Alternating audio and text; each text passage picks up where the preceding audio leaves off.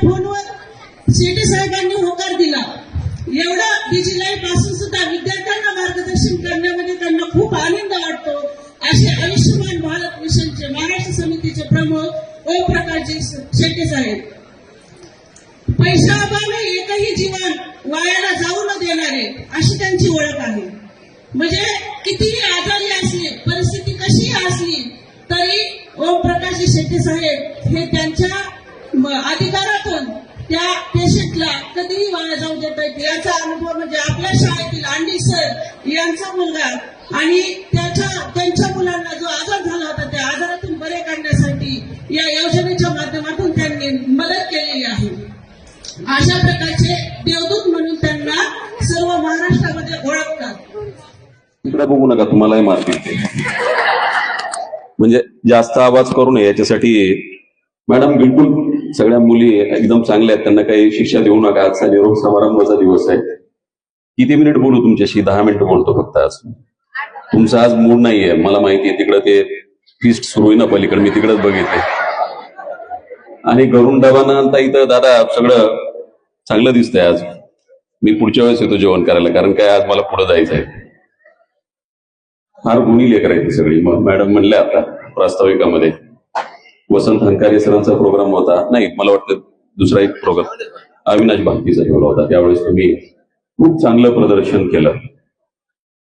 मनामध्ये कदाचित द्वंद्व असेल तुमच्या की आज निरोप समारंभ आहे. जसं आईच्या पदराखाली राहून आपण आपले लाड कंप्लीट करतो, तसं फक्त शैक्षणिक जीवनामध्ये म्हणजे 10वी पर्यंत तुम्ही भाग्यवान आहेत. जरा मित्रांनो आवाज कमी करा. जर तुम्ही जास्त वेळ आता बोललात तर मी 1 तास हा माईक सोडणार नाही. मी तुमच्यासाठी आलो नाही, आमच्या कन्यासाठी आलो. यांच्यासाठी एकदा जोरदार टाळ्या.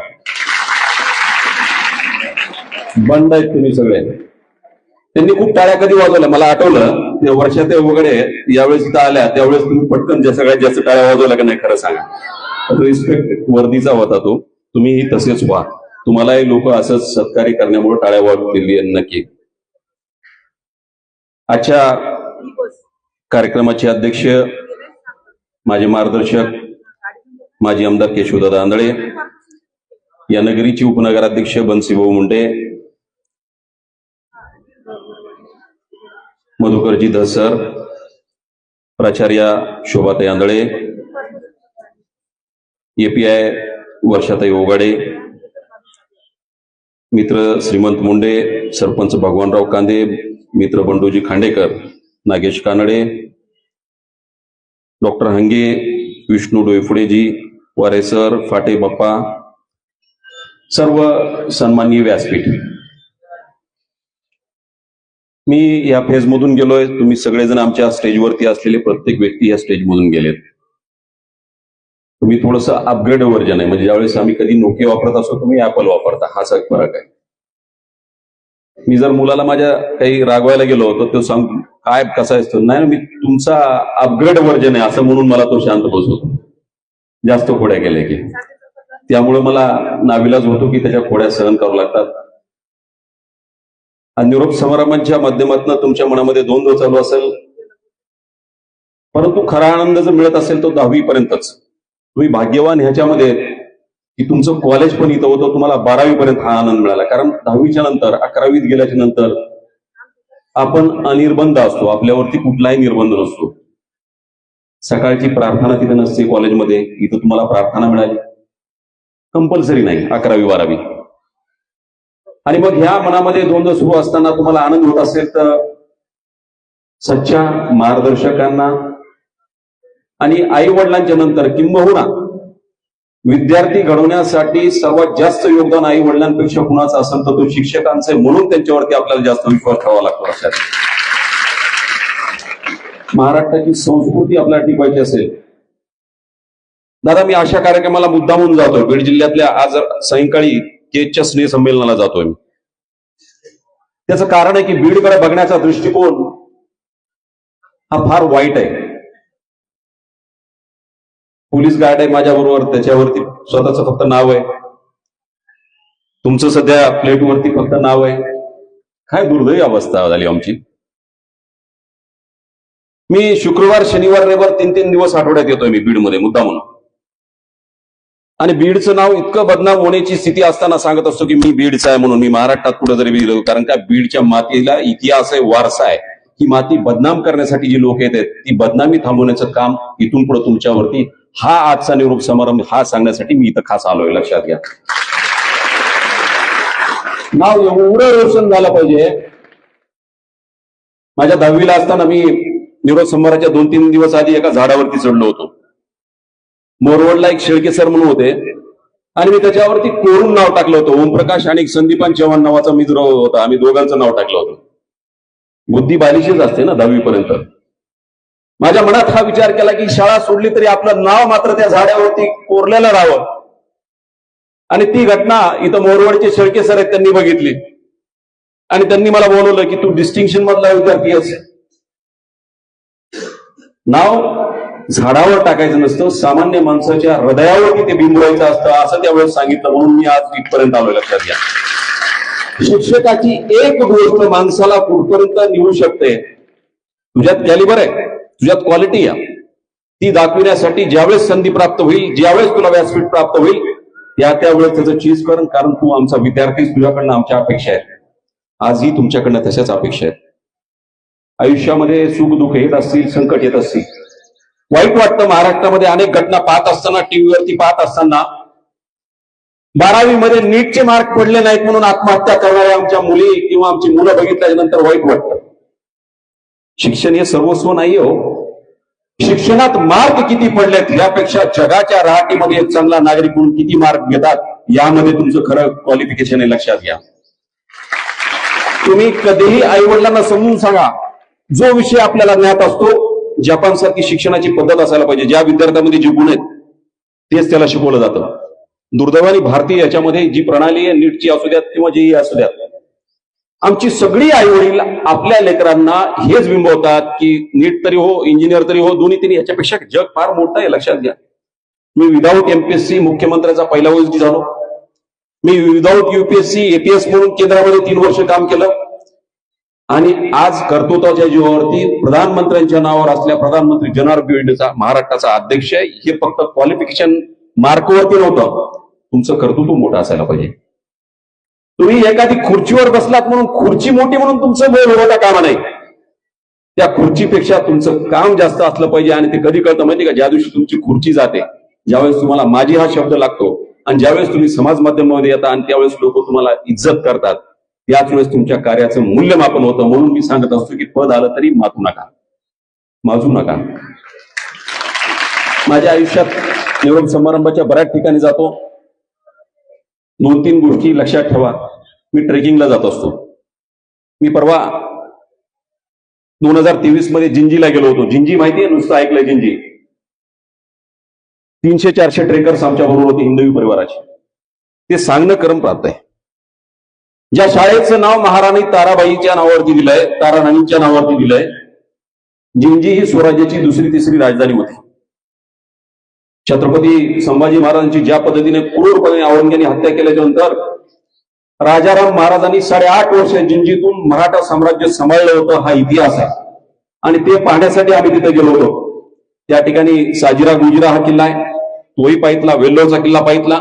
आणि मला एक वाटलं की जिंजी हा एक किल्ला असेल. जिंजी हा 7 किल्ल्यांचा समूह आहे, अतिशय जबरदस्त आहे.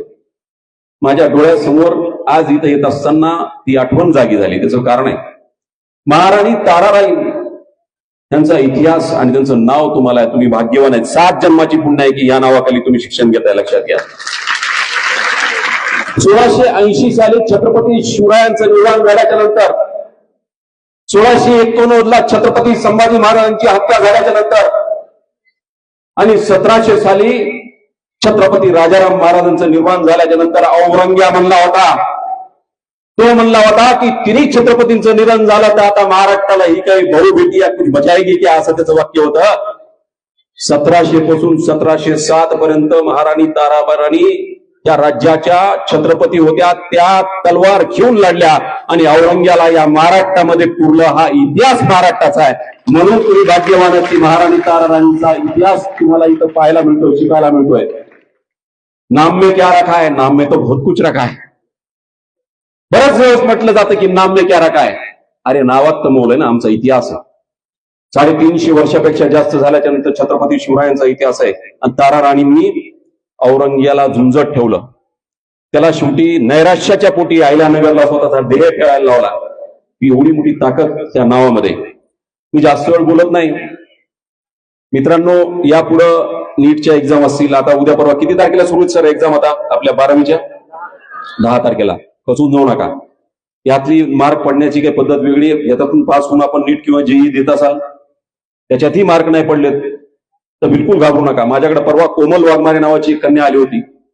62% ती कॉक्लिअर इम्प्लांट जी म्हणजे मुखबधीरपणा असतो ना, त्या पद्धतीची ती आहे, कर्णबधीर. परंतु डेपच्या ऑलिम्पिक मध्ये तिने कांस्य पदक जिंकून आणलं. सोपी गोष्ट नाही, लक्षात घ्या. माणसं अपंग असावं परंतु मानसिक अपंग कधी राहू नका, हा सल्ला देण्यासाठी मी तो तुम्हाला आलो. लक्षात घ्या. मानसिक अपंग म्हणजे कसं? माझ्या आयुष्यामध्ये कॅरोलिन टेक्सास नावाचा एक शूर सैनिक होता हंगेरीचा. 1938 साली तो जवान होता. सातत्याने प्रॅक्टिस करायचा आणि प्रॅक्टिस करत असताना त्याच्या हातामध्ये एक हँड ग्रेनेड फुटला आणि त्याचा उजवा हात गेला. तो सगळ्यात उत्कृष्ट नेमबाज होता, सगळ्यात उत्कृष्ट शूटिंग करायचा. आणि 2 वर्षांनी म्हणजे 1940ला ऑलिम्पिक होती आणि त्या ऑलिम्पिकमध्ये तो जगातलं सुवर्णपदक जिंकला असा सगळ्यांचा एक कयास होता. दुर्दैवाने त्याच्या हातामध्ये, उजव्या हातामध्ये ज्यावेळेस हँड ग्रेनेड फुटला, जगातल्या प्रत्येकाला वाटलं की तो संपला. कारण आपण उजव्या हाताने सगळ्या कृती करतो, डावा हात आपला ऑप्शन आहे असं म्हणतात. जगाने ठरवलं की तो संपला. 5-7 वर्ष गेले, 8 वर्ष गेले आणि आश्चर्याची गोष्ट आहे, जग टेक्सासला पूर्णतः विसरला होता. कॅरोलिन टेक्सासला पूर्ण विसरला होता. त्या काळामध्ये 1948ला तो त्या ऑलिम्पिक मध्ये आला. लोकांना वाटलं की तो हा सगळा खेळ बघायला आलाय. आणि ज्यावेळेस निवड करायची वेळ आली शूटिंगच्या याच्यासाठी, त्यांनी डावा हात वर केला आणि सांगितलं की मी इथं खेळ पाहायला आलो नाही, मी समाविष्ट व्हायला आलोय. 1948ला देखील त्यांनी सुवर्ण पदक जिंकलं आणि 1952ला देखील सुवर्ण पदक जिंकलं, ते पण डाव्या हाताच्या जीवावरती. विद्यार्थ्यांना लक्षात घ्या, हात उजवा का डावा हा कुठे विषय नाही. माणूस डावा का उजवा हा विषय नाहीये, परंतु माणसाच्या मनामधले विचार मात्र हे उजवेच असले पाहिजेत, जे सत्कार्य करण्यासाठी पुढे आले पाहिजेत. म्हणून उजव्या हाताला आपण प्राधान्य देत असताना उजवा हात गेल्यानंतर डावा हात. मी जास्त मोठी गोष्ट सांगणार नाही. मुरलीपंत पेटकर नावाचा एक आपला या ठिकाणचा सैनिक होता आणि तो इथं ज्यावेळेस युद्धामध्ये 1965ला ज्यावेळेस भारत पाकिस्तानचं युद्ध सुरू झालं त्यावेळेस त्याला 9 गोळ्या लागल्या, 9. आणि जगातलं कुठलं शास्त्र सांगत नव्हतं की तो वाचेल म्हणून. तो वाचला. वाचल्याच्या नंतर तो पूर्णतः हँडिकॅप होता, पॅरालिस होता. जगातलं कुठलं सायन्स सांगत नव्हतं की तो परत कमबॅक करेल. पण तो विल पॉवरच्या जीवावरती त्यांनी स्विमिंग सुरू केली. तो स्विमिंग तर शिकला, परंतु तुम्हाला आश्चर्य वाटेल, पुढच्या ऑलिम्पिकमध्ये स्विमिंग मध्ये पॅरा ऑलिम्पिकच्या याच्यामध्ये सुवर्ण पदक जिंकणारा मुरलीकांत पेटकर आपल्या डोळ्याच्या समोर असला पाहिजे. त्यामुळं कुठलंही अपयश आलं तर त्या अपयशाला खचू नका.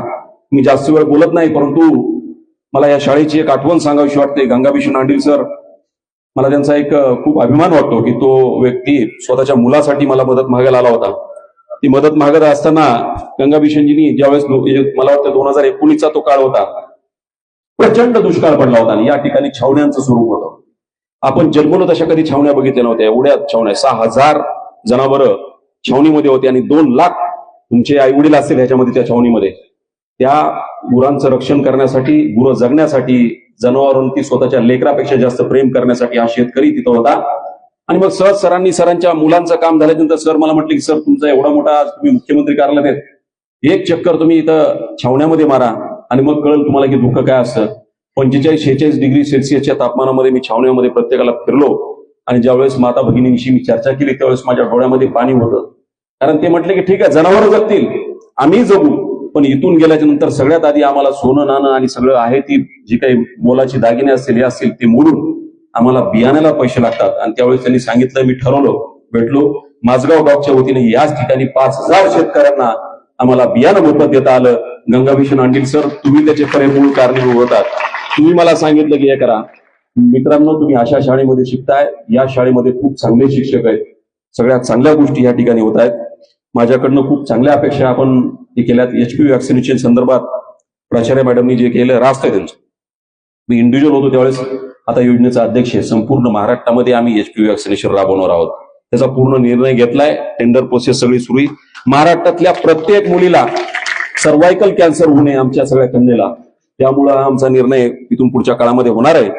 यानंतर आपण पुढच्या प्रत्येक कार्यक्रमामध्ये भेटत राहू. मी आपल्याकडून एक वचन मागायला आलोय. बीडचं नाव आपल्याला रोशन करायचंय. तुम्ही हिमतीनं सांगा, तुम्ही करणार का? मला हात वर करून सांगा. बीडच्या यांनी सगळ्यांनी हात वर करा. जे हात वर करणार नाहीत त्यांना हे मान्य नाही आज समजू. हात वर करून सांगा, बीडचं नाव तुम्ही रोशन करणार का? धन्यवाद. बाद बाद तुमसे मुलं वक्त कदा शाद रहे. अब तो हम चलते सब लोग तुम आबाद रहे. जय जय महाराज. धन्यवाद. धन्यवाद सर.